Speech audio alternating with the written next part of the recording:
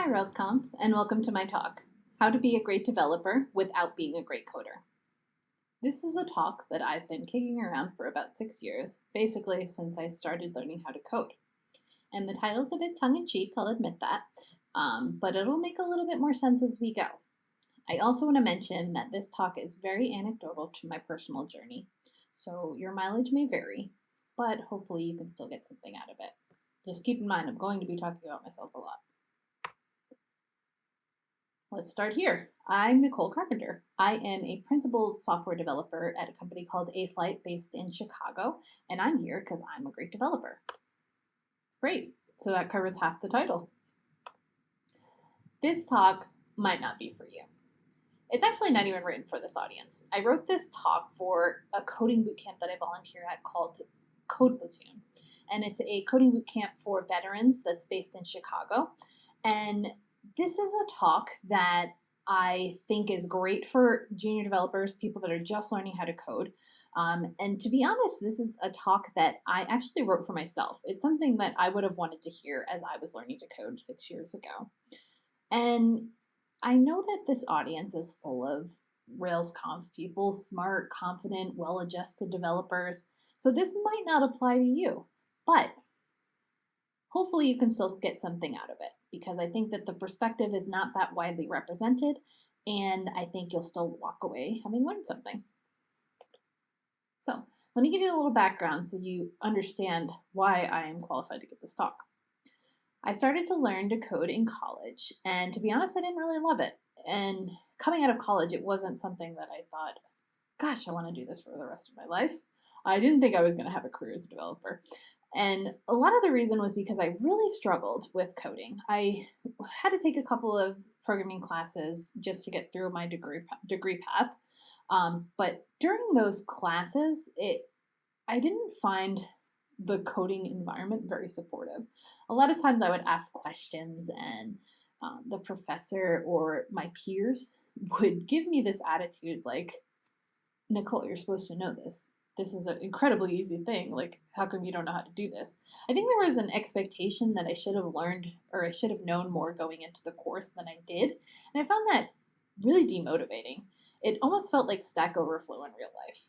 So at the end of that, I was like, I don't think this is for me. But when I Googled what is an entry-level job for IS majors, information systems management majors, I quickly learned that software development is basically everything Google recommends. So I decided to bite the bullet and look for vocational coding, which led me to a coding bootcamp. So I was part of Dev Bootcamp in its short life. Rest in peace. And Dev Bootcamp was actually a really great program, and I'm sure there's a lot of alumni in the audience here for that. So, but I do want to mention that Dev Bootcamp was actually probably the lowest point in my confidence. Dev Bootcamp was designed as a 9-week course, and it was split into 3 sections, and each section was 3 weeks. And the 9-week course could turn into a 15-week course if you just weren't getting it. And for me, that was the case. I repeated the first section and I repeated the second section because I just needed more time. I needed more time to understand what was going on. I needed more time to really take in what I was learning. And it was a little bit frustrating for me, but I was actually really glad for the opportunity to get that extra time. But one thing I noticed is a lot of people around me were having what they called these aha moments. You'll just get it eventually, Nicole. You'll just get that aha, like it'll rush in and you'll be like, I've got it, aha.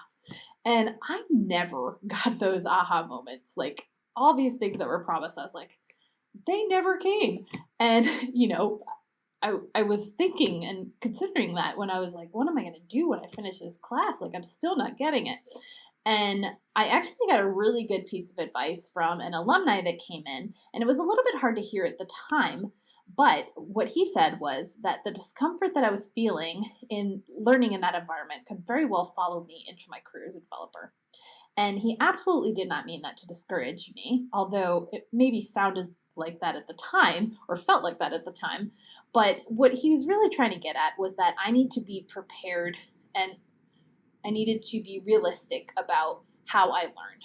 I need to make sure that I'm prepared to adapt to situations. I might not get things as easily as people around me, and I need to work really hard to get there.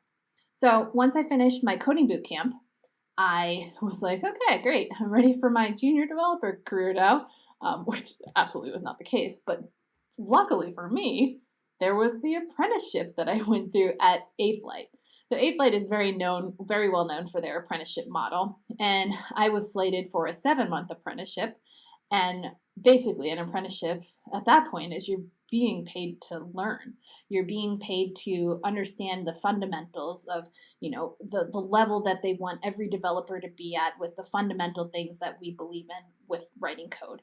And that 7-month apprenticeship very quickly turned into a 9-month apprenticeship, which for me, I was, again, really happy to spend the extra time and not have that pressure of having to be a billable developer. But eventually, that did have to come to an end. And I've been working there for the last 4 years post-apprenticeship. And you're probably thinking, gosh, Nicole, you just sound like you have imposter syndrome. And for those of you who don't know what imposter syndrome is, it's a psychological pattern in which an individual doubts their skills, talents, or accomplishments and has a persistent internalized fear of being exposed as a fraud.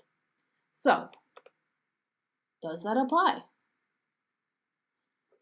I don't know. I don't think that I would ever accept that diagnosis, and I think there are a lot of people who feel that way. So imposter syndrome is absolutely a real thing. There are definitely high-achieving people who genuinely fit that bill.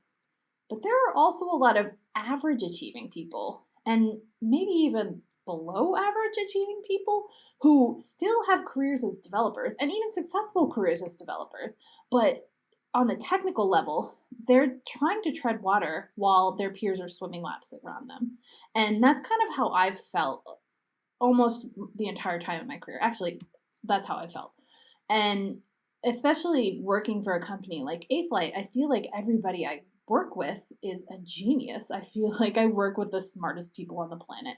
And I know you're not supposed to compare yourself to other people. Comparison is the thief of joy. But it's really hard to not do that. And I got that advice constantly. Don't compare yourselves to others. But I just don't know how to not compare myself to others. And especially, when you feel like you're on one of the polar ends of things. So coming back to the idea of imposter syndrome, I think that the idea and the phrase imposter syndrome, telling somebody that they have imposter syndrome, maybe it applies, but it's not always as helpful as you think it is. It can sometimes be dismissive, for one. It doesn't recognize that there may be other issues at play, such as systemic racism and sexism and classism. But even if we put aside those major issues, sometimes people just need to acknowledge that the struggle is real. And once they acknowledge that, then they can move on and start to learn to address the fact that that struggle really exists. So, for the purpose of this talk, let's just assume that the struggle is real and that you're not a great coder, but you want to be, and you want to get there, and you want to be a great developer. So let's figure out how we get there. This is a quote I love. Anyone can cook. It's from the movie Ratatouille. It's a great movie. If you've never seen it, what are you doing? But I love to think of this quote in terms of coding because I absolutely believe that anyone can code. Anyone can learn to code given enough time and resources and drive. Obviously, take one of those things away, it's a different story. Somebody without resources is going to have a really, really hard time, a really hard go. Somebody who doesn't have the time to learn is also going to have a hard go. But, those elements are really all you need, and a computer, I guess, to learn how to code. So how do I be less bad at coding? It's definitely not an overnight thing. You have to put in the work. Coding involves time and it involves exposure. Time means you're learning as you go. Exposure is another, learning as you go. You're going to get exposed to either, working on the job or exposure to different materials or learning from the people around you. And again, those things go hand in hand.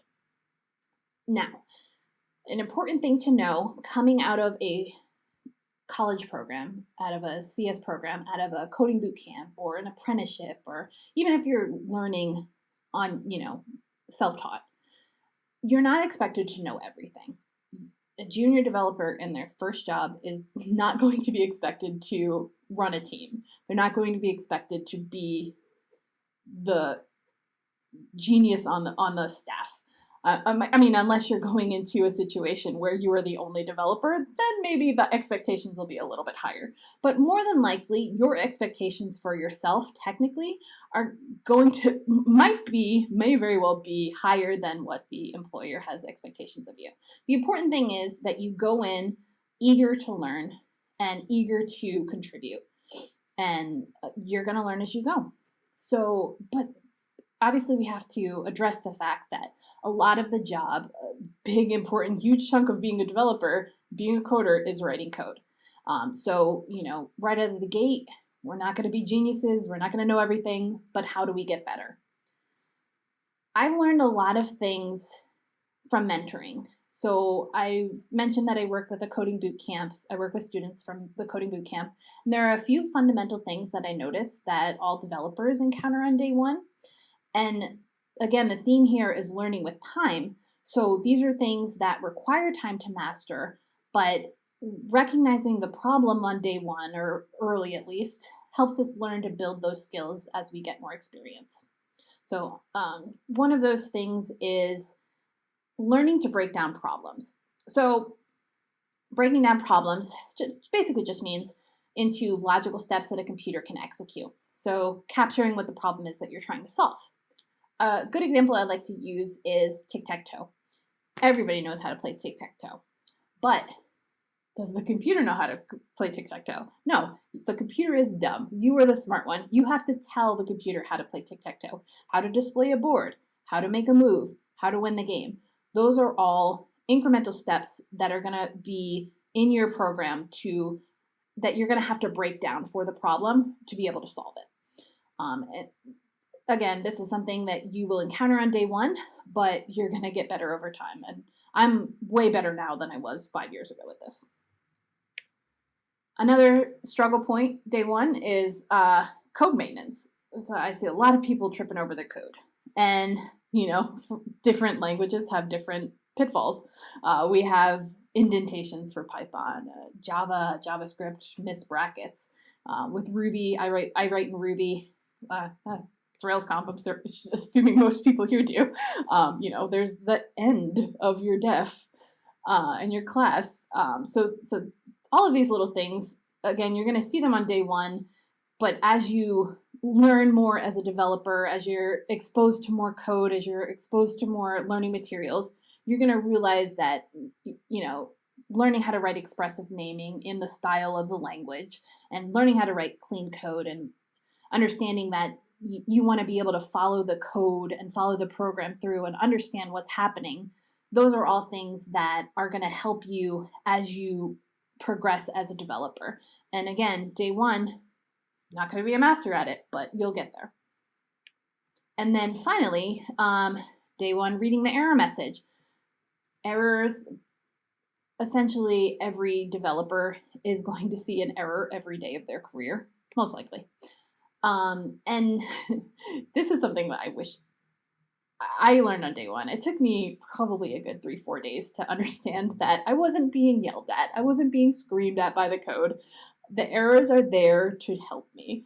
And it's important to understand you don't want to be afraid of the error. Just read the error and, they're trying to help. So one other thing I try to get at is teaching people that there are definitely different learning styles, and you may not know right out of the gate what you're going to use to best learn, but there are a lot of options. So some people list 7 different learning styles, some people list 3. I'm going to talk about 5. So the first one I'm going to talk about is visual learning. And visual, obviously, having to do with your eyes. So visual learning could include diagrams, such as UML. This is something that I'm really glad I spent a little bit of time on in college because it's been really helpful for me. Cheat sheets. Usually, if you're learning a new tool, Googling the tool and cheat sheet is very helpful. Whiteboards. Don't be scared. And videos. Videos are available, YouTube, Vimeo, they're all over the place. Auditory learning has to do with hearing, which includes podcasts, videos again, so there is some crossover with some of these, meetups, and lectures. Another learning style, and this one, there's a lot of room in this one's very broad, is verbal. Verbal basically has to do with words in various forms. So this includes technical books. For most people, technical books means reading technical books, but I'm sure some of you out there are authors and have written books, or will be authors and will write books. And if that helps you learn, that's great, but it also helps other people learn. So good luck with that. Reading blogs.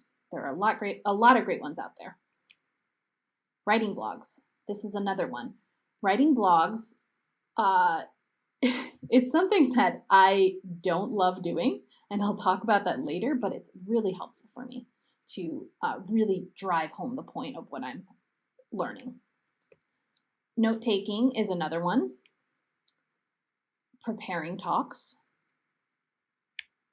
And documentation. And documentation works in a couple different ways. So this is reading and writing documentation. The next learning style is kinesthetic. This deals with touch and movement, action basically. This includes tutorials, projects, so basically just writing code. And with tutorials, I should have included, that could be like Code School and Code Academy, and Free Code Camp is another one a lot of people go through. And projects and hackathons. Contributing to open source. Again, this is writing code. Katas are something that I didn't know existed until I started at A-Flight. It's basically, it's a tool. I think the biggest benefit for katas is test-driven development. So katas are basically where you have a very basic problem. So say it's Roman numeral conversion, and you start with the smallest piece of the logic. So how do you convert 1 to a Roman numeral 1? And you go through and write the test, make the test fail, and then you write the code that passes the test. And you go through that through, gradually increasing logic, and you're writing the smallest, most basic way to pass the test. And then as you go and you have to build logic on top of that, you can refactor and move along in that process. And it's just one tool that you can use. And katas, if you really want to know the coolness about katas, check out katas on YouTube, because they're usually accompanied by some really cool techno music. That's another story. And then another thing I learned about at A-Flight is koans. Koans are a really interesting way to learn the basics of a language. Basically, it's a step-by-step thing where you'll have a test suite. The test suite will sort of guide you into how to solve a problem in a specific language, like addition or printing to the console or something like that. And you essentially have to write the code that passes the test before it lets you move on to the next test. So it's just an alternate way of learning a language. Social learning is the next one and last one that I'm going to talk about. So this includes meetups, hackathons, study groups, mentoring. Again, mentoring is good for the mentor and mentee. I'm going to say that a lot. And then mob and pair programming is a very, very social way of learning. So there are definitely ways that I've learned to recognize that I don't like learning. Sometimes I surprise myself, but mostly I think I have these ones down. So technical reading is one that I really struggle with. And I've actually heard this from a lot of people where, give me a technical book, I'm going to read the same page over and over and over again. I know this is not just a technical reading thing. Sometimes this is a regular book thing, and I know it's a symptom of ADHD. So there are a lot of people that just have difficulty with this sort of aspect of learning. And the great thing is that there are other ways that you can get around this. Lectures are another one. Lectures, unless I'm taking notes with my lecture, it's going to go straight over my head. Or, hopefully there's a recording and I can rewatch it. Hackathons and pair programming, I'm going to put on the screen together. Now, this is a little controversial. Pair programming is very helpful, very beneficial. I shouldn't say very helpful. It's very beneficial because the idea of pair programming is that you're bringing two brains together. It's two heads are better than one. You're learning from the other person. They're learning from you. It's a good exercise in sharing problem solving. But for me personally, I don't love pair programming because for me, I feel like I'm just sweating the entire time. I'm like, how do I prevent this person from smelling the sweat because I'm so nervous and I'm just thinking about me sweating, and it's just like, it's just a nerve thing for me. I just am worried about making a fool of myself, which usually isn't the case, I usually have something to contribute, but gosh, that anxiety really gets to me. And that's why I don't find pair programming to be that beneficial. That being said, I just need more practice. Don't give up on pair programming. It's a great tool. Great. So there are ways that I definitely think I do learn. Tutorials is one of them. I once sat for a weekend, basically Friday to Sunday, learning Bootstrap. And Bootstrap is something that I still use to this day. Blogging. I mentioned blogging because I hate blogging, but I do know that it's very beneficial for me to learn. Just the act of learning something and writing it down helps me so much in retaining what I'm reading or what I'm watching or what, however I'm getting in the material. If I write it down, it helps a ton. Mentoring is another one. I've mentioned this before. Mentoring is great because even if you don't feel like you know enough to mentor, you absolutely do. There's always going to be somebody out there who knows less than you. And, coding boot camps or high school, teach a 5-year-old to code. You definitely know more than a 5-year-old. And it's a great way to boost your confidence. Plus, when you're working with somebody and they're on kind of basic stuff, it's a good refresher for you. And then finally, documentation. This is my favorite. So documentation is, I think, the easiest way to contribute to a new team. And when I'm talking about documentation here, I'm talking about writing documentation. So obviously you can go to documentation when you're learning a new tool or learning a new language and figure out what's going on there. But writing documentation is also great because it's that, pen to paper sort of thing, connecting the things in your brain. But it also helps other people learn because, for instance, when you go on a new team, maybe their process isn't documented well of getting the app up and running or getting their environment up and running. When you can write documentation that, goes through the steps that you had to take, it's going to help all of the people that follow you get to that point as well. And then finally, the last lesson I like to give people, that this was a lesson that was given to me, and to be honest, it's not something I always follow, but it's a good one, is exposing your ignorance. And that essentially just means ask questions when you have questions. You don't want to struggle in silence. We've all been where you are, and asking questions will not only help you, but it probably will help other people who are also afraid to ask questions.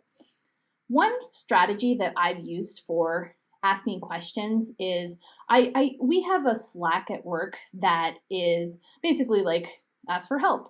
And sometimes I feel like my questions are silly. And I know that no, there's no silly questions. Like anybody can benefit from what you're asking. But when I get to that point where I'm just like really doubting myself, I'm questioning what I'm doing, I don't want to embarrass myself, I have allies. Like if I have a JavaScript question, I don't write JavaScript regularly. So sometimes I'll need a JavaScript thing where I'm like, I feel like I should be able to figure this out.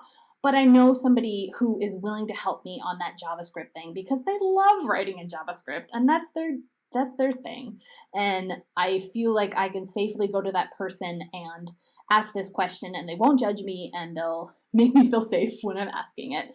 And, I obviously like to spread it around. I don't want to put all this pressure on one person, but having built allies to where I can go to these people and ask questions. Another good example of this is finding a mentor, because mentors are usually somebody that can help you through this process as well. And again, my questions that I think of as dumb, that's just a confidence thing for me. You always hear that phrase, there are no stupid questions. Just keep that in mind.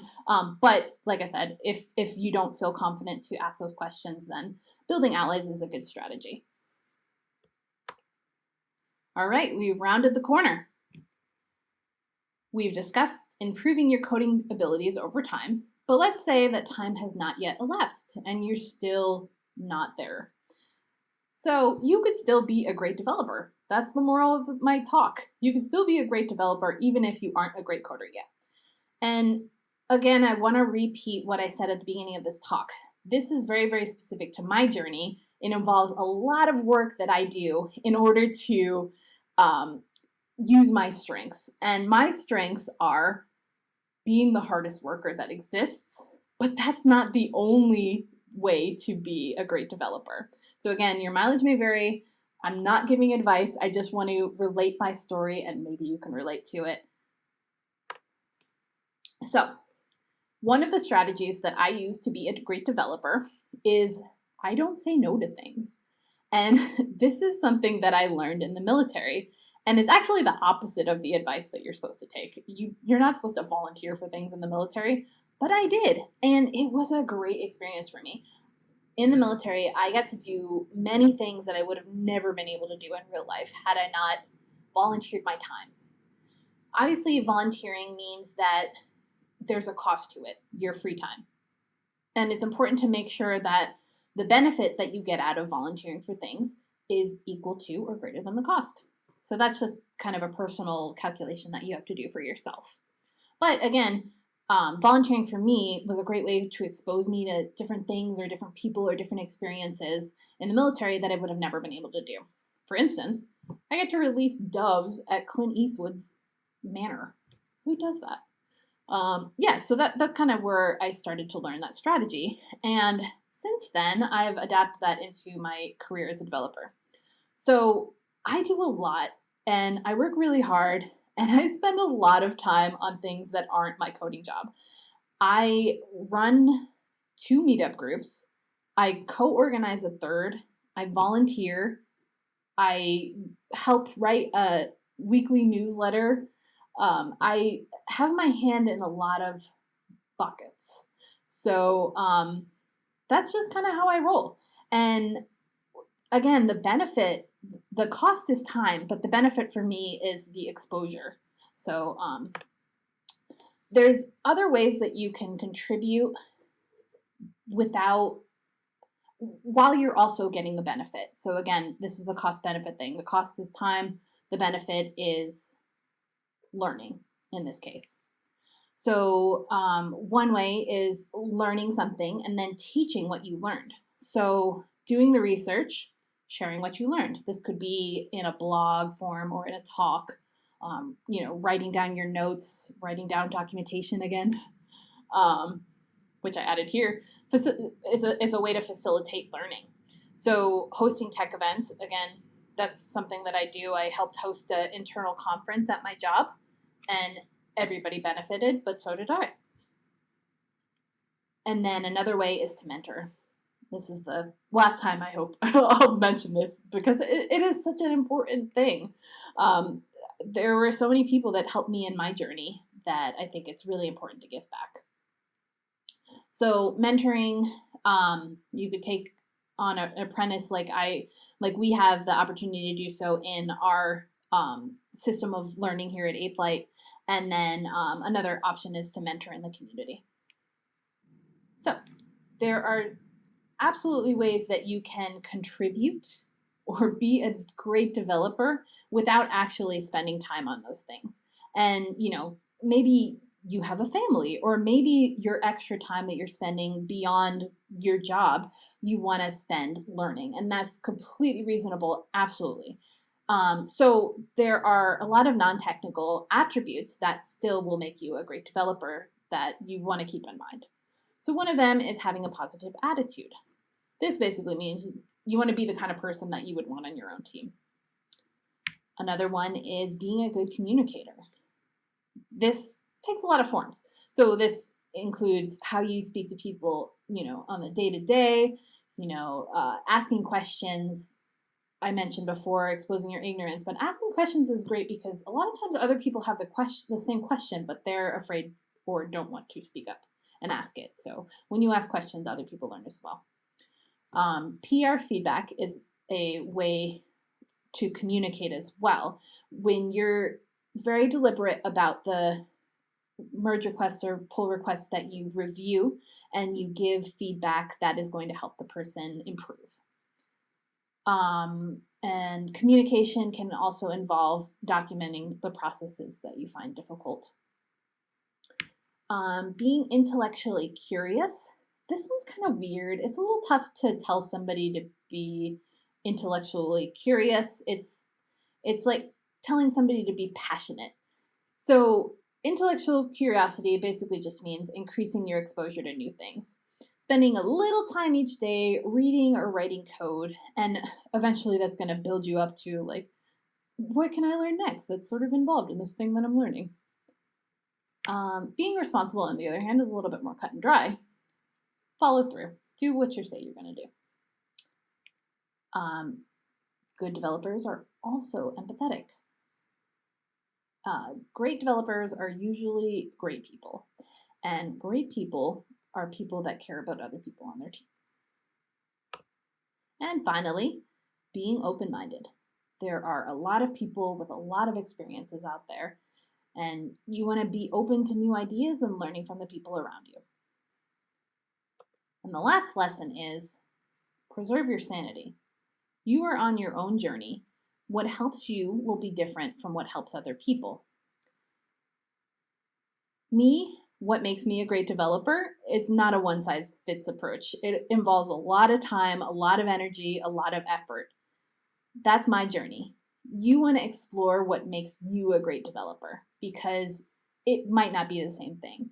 You don't need to work a 60-hour work week. I don't even work a 60-hour work week in order to get you to that level, but it's up to you to figure out what makes you a great developer.